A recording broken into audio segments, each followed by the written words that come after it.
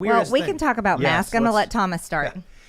In the House of Representatives, there's a rule that you have to wear a mask. But guess what? It only applies when you're in front of cameras. Huh. What? Yes. No. Yes. Yes. Either the only place they enforce the rule is in a committee where there are cameras or on the floor of the House. Oh my! Not in the hallways. And or when you walk go in the out. hallways, Oh, wow. you'll see Democrats take their masks off. It's been that way for over a year. It's been there ever since it's been that way the whole time for me. Only if there's cameras. Only Now if is there's that? Hold on. But I don't wear mine. Is that codified in the rules, like it says in the presence of cameras, or No, it doesn't No. say in the presence of cameras. functionally they just don't enforce it unless cameras are around? They functionally do not enforce it anywhere but on the floor or in a committee where there are cameras. Where I have over $100,000 in mask fines, and my good friend Thomas Massey and I have something fun going on. I'm going to let you tell. So one day Pelosi goes out. The media says, when are you going to lift the masks fines or the masks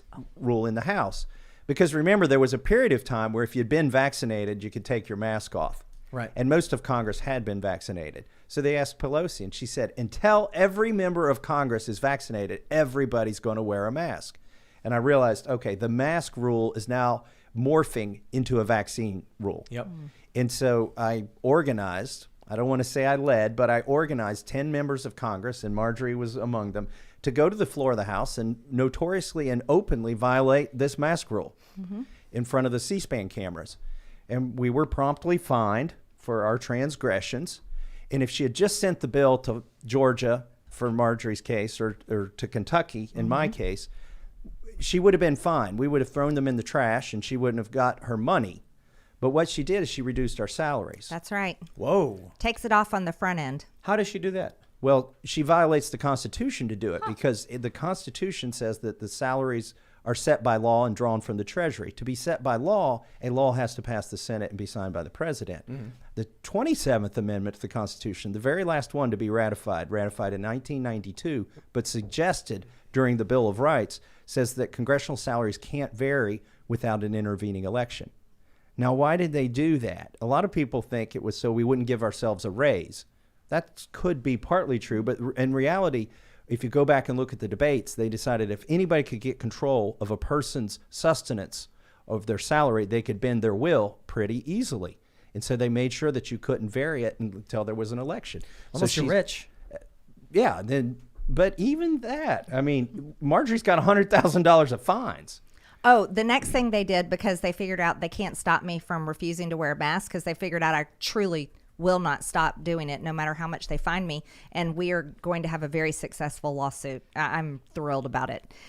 He's explained it perfectly. So they sent a letter. A letter was sent to Sergeant at Arms saying that they should put anyone without a mask up into the COVID box, and no one really the public doesn't know about the COVID box because it's not in view of the C-SPAN cameras. The COVID box, Nancy Pelosi had it built right before the vote for Speaker of the House in January of 2021. It is a plexiglass box up in the corner of the House chamber. Now, the plexiglass doesn't go all the way to the ceiling, and it's supposed to be the original design was for any House member to go there if they were sick or having symptoms of COVID-19.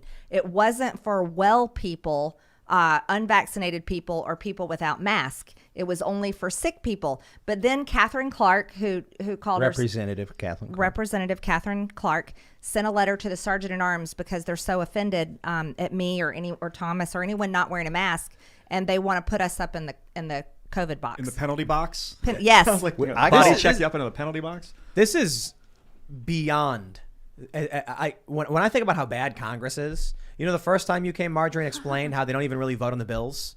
They just like aye, nay, and then just like done. It sounds like Congress isn't a real thing. It's like a theater to make Americans think there's something actually being done about our problems. Speaking of theater, do you remember the title of this person who wants us in the box now? Yes. Oh, yes. What was her title? Assistant Speaker. Assistant Speaker of the House. We think that her real title is Assistant to the Speaker. Right. And then she just marked out. That's a joke from The Office by Very Dwight Dwight Schrute. Yes, it is.